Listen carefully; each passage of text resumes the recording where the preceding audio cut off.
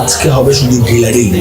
আমরা এখন বাসা থেকে বেরোবো, ঠিক আছে? বের হয়ে এরকম বড় বড় সাইজের ডিল লয়া হাঁটতে হাঁটতে যাবো গাঙ্গা স্যারের বাসের সামনে, যে সুন্দর করে দাঁড়ায় দিদিগুলো বানান স্যারের টিনের চালান দিতে, ঠিক আছে?